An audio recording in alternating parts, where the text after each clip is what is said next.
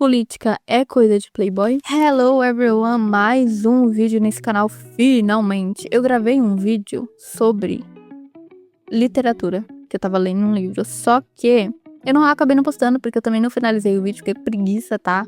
Não engajei, mas enfim. Hoje é um tema introdutório pra vários outros que vão ter aqui no canal, tá?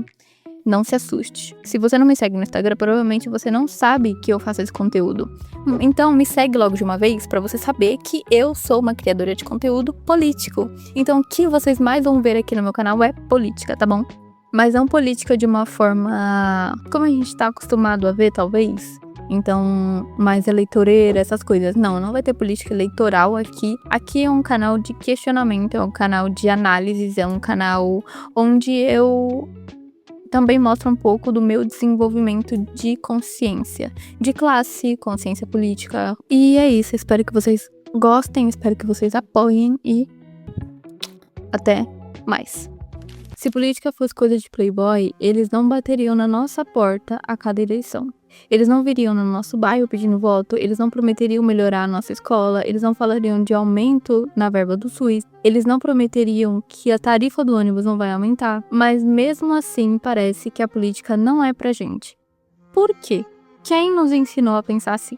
Bom, a política institucional, e aí quando eu digo institucional, eu quero dizer os debates, o horário político, a campanha, essa vida política que a gente não é inserido. Toda essa realidade costuma vir acompanhada de uma linguagem difícil, quase codificada. Quando a linguagem parece feita para quem estudou em escola particular ou fez os melhores cursinhos, a mensagem que fica principalmente para quem é periférico é: isso não é para você.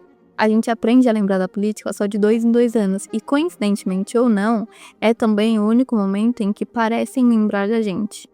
E aí fica parecendo que a política num todo é apenas um jogo de interesse. E quando o nosso único contato é a partir do voto em época eleitoral, é difícil não pensar assim.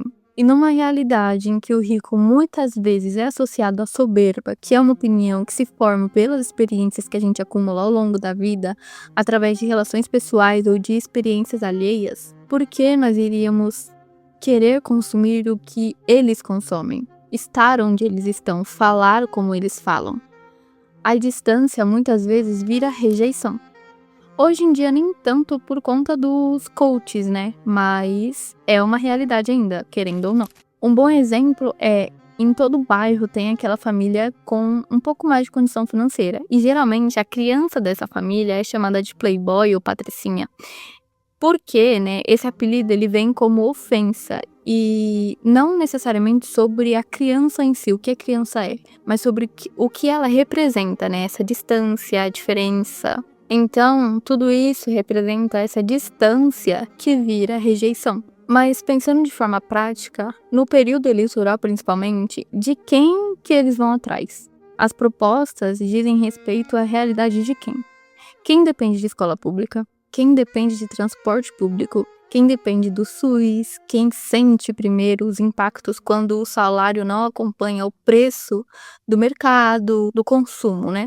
Mas ainda assim fica aquele sentimento de somos maioria sim, mas ainda assim muitas vezes nos sentimos fora das decisões que são tomadas. Mas se a política fosse realmente coisa de elite, ela não precisaria tanto da gente quanto precisa. E quem vive as consequências das decisões políticas já tá dentro do jogo, mesmo que não perceba, mesmo que não queira. Entender política também envolve um jogo de cintura.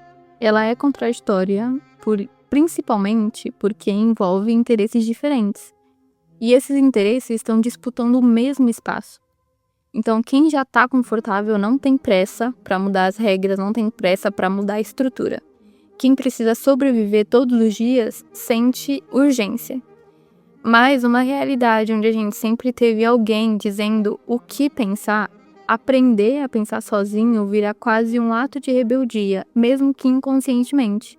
E rebeldia nunca foi parte dos bons costumes. Por isso, muitas vezes, quem ousa desenvolver a própria consciência e passa a questionar o normal geralmente é associada a algo ruim, a uma pessoa sem moral, para que o senso comum continue sendo o mesmo. E aqui a gente já tá entendendo mais ou menos que a política é um jogo de estratégia, um jogo de interesses disputando o mesmo espaço. E a gente tem que lembrar que ser politizado não é virar acadêmico, não é virar burguês, é entender as regras de um jogo que você está sendo afetado, que você faz parte.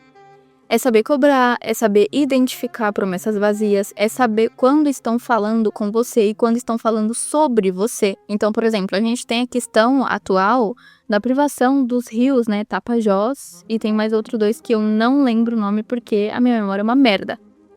E os originários que estavam lá cobrando pelos seus devidos direitos são pessoas politizadas. Porque elas sabem exatamente quais foram as promessas vazias, o que cobrar, onde estão sendo afetadas, e não só elas, como toda a população. E aí, quando você não aprende isso pela instituição, você aprende na rua. Às vezes a gente acha que está pensando de forma totalmente individual, mas a influência, ela não vem de pessoas e muito menos diretamente. Elas aparecem nos bons costumes, como a gente citou. Elas aparecem na forma como falam sobre trabalho e sobre quem não trabalha. Na divisão de gênero, na divisão racial, no que nos ensinam a aceitar como normal. Na religiosidade, ou seja, em vários núcleos da sociedade tem um pingo de manipulação dos interesses de alguns indivíduos. Ou seja, muitas vezes o reflexo do que a população tem como senso comum ou aceitar como normal é nada mais nada menos do que o reflexo dos ideais de uma classe que domina. E aí, se essas decisões, se os recursos continuam concentrados nas mesmas mãos, quem você acha que tem mais condição de moldar a narrativa? Quem vive a consequência ou quem controla os meios? E aí, quando a gente vai pensando sobre, a gente vai entendendo que política não é coisa de playboy. A política institucional é sobre quem decide como a sua vida vai funcionar. E se politizar é entender as regras do jogo para não morrer afogado ou na beira da praia. Esse foi o primeiro episódio da nossa série Sobrevivendo ao Período Eleitoral. O próximo tema vai ser: apoiar o sistema sendo antissistema é contraditório? Parece uma pergunta óbvia, mas não é. Vocês vão conseguir entender vendo o vídeo. Então, se inscreve aqui no canal, me segue no Instagram, deixa um comentário de forma respeitosa e até o próximo. Tchau! Vai, menina, sai daqui. Oxe, não quero te ver mais não.